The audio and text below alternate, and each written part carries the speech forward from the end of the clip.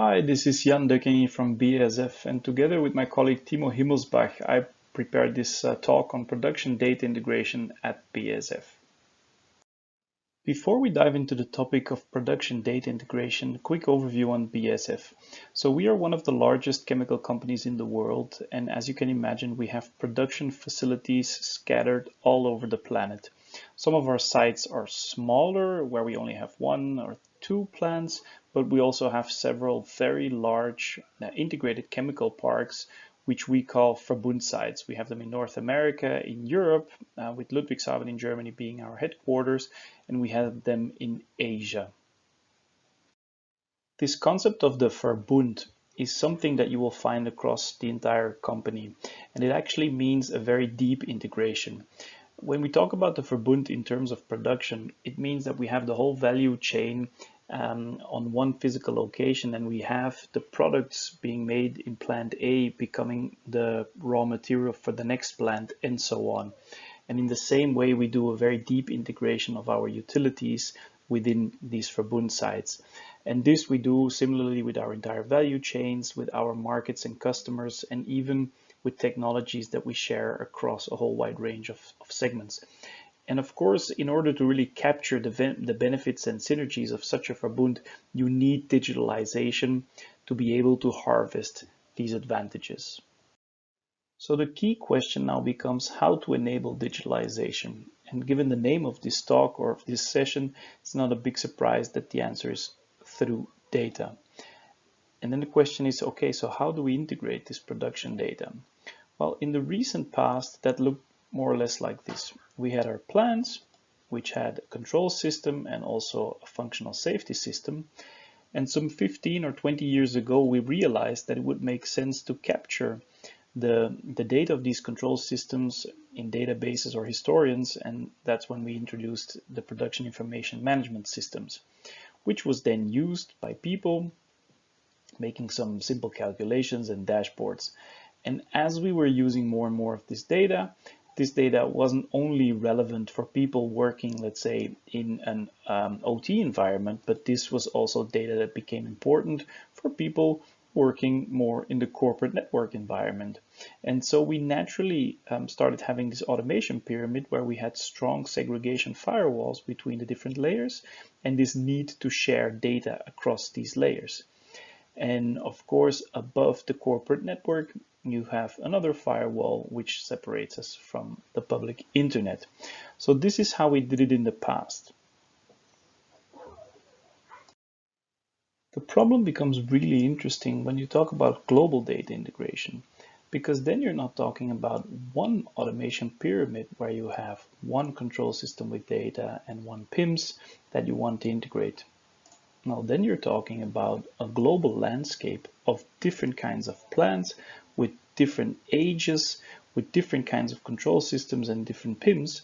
And then you basically want to solve this problem of integrating data vertically in your automation pyramid on a global scale and integrate that data globally. And this is a whole other challenge.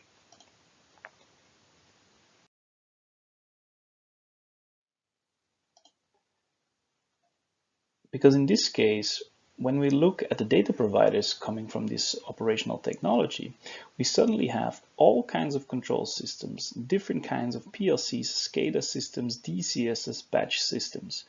Depending on the complexity of the plant, that might look completely different. We have different vendors and we have different decades when these plants were built and these control systems implemented.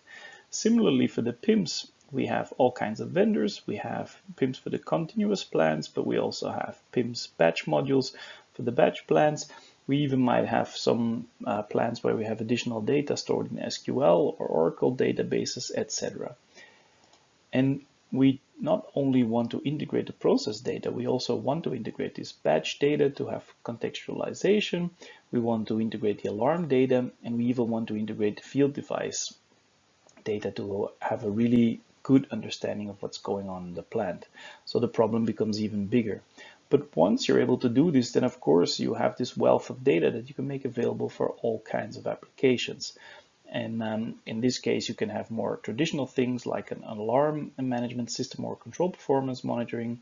But at BASF, we also have Reliability Center, which is an expertise center localized in Germany that looks at large rotating equipment on a global scale. This data can then obviously also be used for predictive maintenance applications. We can dashboard our manufacturing execution systems, and we can do vertical integration with our ERP system to make a close tie-in to the supply chain. And when you're talking about this kind of integration, in the end, you're talking about managing complexity, because we have not only the complexity of this vertical integration across the automation pyramid, but we have this complexity with this heterogeneous legacy technology. When we look at the pure hardware level, we have old machines, old servers, old PCs running Windows XP, running all kinds of Windows Server operating systems. We have different software, different vendor solutions and versions, which means that if you integrate a certain version of a piece of software on some machines, it works well, but on other machines, the performance is not working well and you're crashing the machine, even though you're doing exactly the same as what's working in your other plant. In terms of protocols, we have a wide variety of things to integrate. So we're looking at OPC DA, OPC HDA, OPC A&E, which at least are standards, but we also have a lot of vendor proprietary things. And what we've learned at BASF is that when you really want to do global data integration and streaming of large amount of data, so a typical chemical plant might easily have 10,000 tags or more, and if you want to integrate them on a 5-second frequency, then you run into performance problems. And we've seen that these more standard protocols or the interfaces offered by the software vendors might often not be good enough to really allow this kind of streaming. And then you need to look at vendor proprietary solutions because they are better integrated within the software of the PIMS vendors, for example. But then you need to write your own interface to get that data out of the system. Security is, of course, another topic. So 15, 20 years ago, we were happy when we could solve the technical problem and security was maybe not such a strong dominating force yet. But nowadays, of course, we need to make sure that when we integrate this on a global scale, we have the security also under control. And a lot of these older solutions are not really good with that. On the other hand, we will not just migrate everything away because of the old saying, never touch a running system. So we need to live with the fact that we know that there are security issues and need to come up with workaround solutions to make it as secure as possible. And all this heterogeneity is then not only on one location, but we have this geographical distribution. And then network performance and bandwidth becomes an issue, of course, and this global network integration, routing and firewalling. So in the end, you have the challenge of integrating a certain piece of software on an old machine running somewhere in South America, and that needs to transmit data to a corporate center somewhere in Germany, or exchange data with some colleagues in Malaysia because they have a similar plant.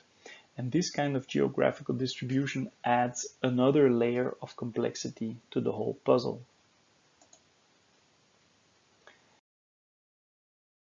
Looking at the current status at BASF, I would say that we have managed this complexity and we've been able to integrate hundreds of plants on a global level, and we're using this data for all kinds of applications. But the question is, of course, what's next? And we have seen a lot of innovation in the last years with mobile devices, Internet of Things, and the introduction of the cloud, where we have new possibilities with big data, machine learning, artificial intelligence, which enables us to explore new service and business models, get better intelligence and insights into our plants. And the question is, of course, how we can leverage these kinds of benefits. And so we as BASF, we are looking at how we can leverage this kind of innovation while keeping everything that's good within the automation pyramid, because we have systems here that will still run for the next 10 years, but combining that with all the new chances coming through cloud and IoT. And what we're proposing is the Namur Open Architecture, which is an initiative strongly driven by Namur, the user association of automation technology and process industries. And we see NOAA as the fast lane for all non-core process control relevant data.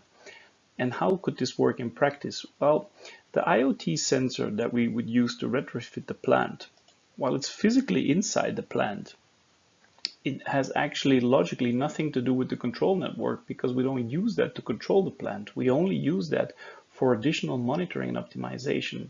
So it actually makes complete sense from a network point of view to separate that from the control network and to use that directly within the fast lane and make sure that you can integrate that data as soon and as easily as possible.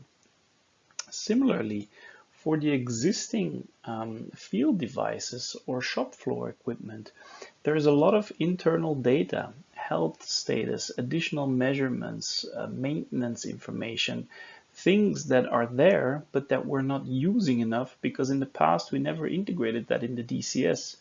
And since our DCS systems are old, doing all of that retroactively is very, very hard. So here we're proposing to use a second channel for monitoring optimization and to get that data out of the automation pyramid and integrate that as well through our fast lane. But of course, since this is a device that's already connected to the automation system, here we need to take care of security, and here we have defined the NOAA Security Gateway as the solution to get access to this data without influencing the control system.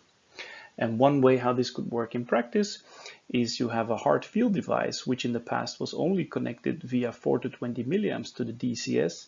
And now you're actually using the hard protocol to get access to that data.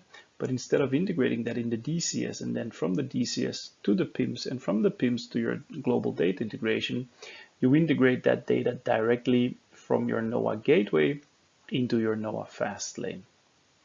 This concept has been described in the NAMO recommendation NE 175 and is the way how we as BASF see the path forward for these new innovations. This will then basically allow us to leverage this innovation, but of course we also face new challenges.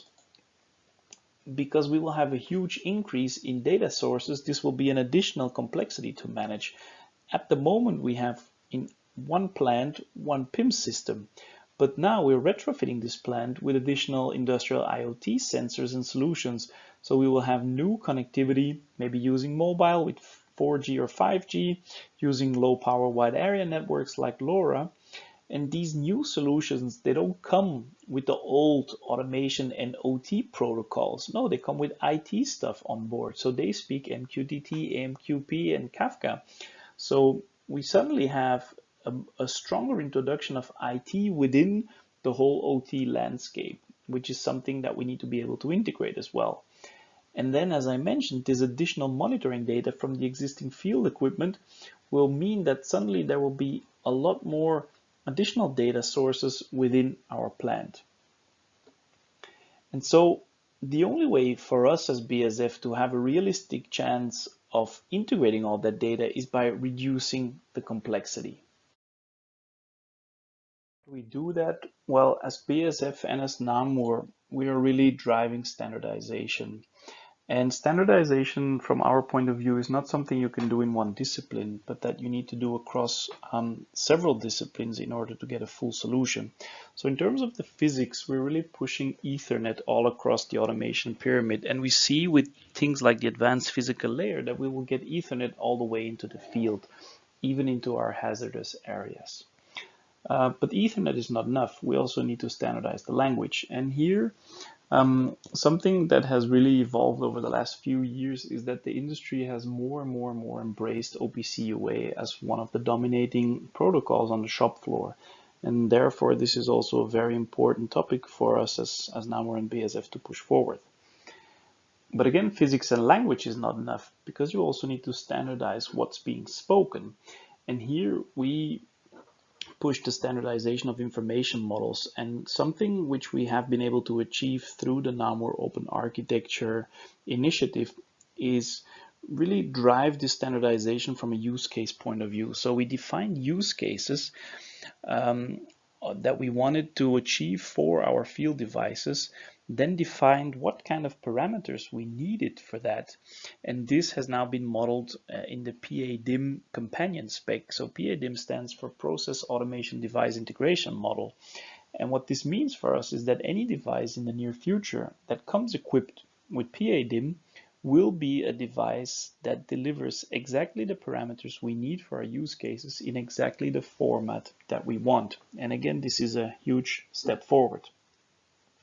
But unfortunately, it's not enough to have this standardization. What we're also pushing at BASF is to leverage cloud native technology.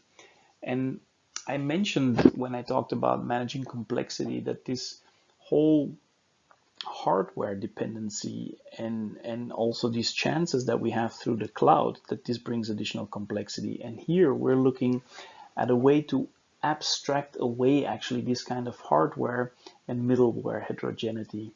And this can be achieved through architectures based on microservices.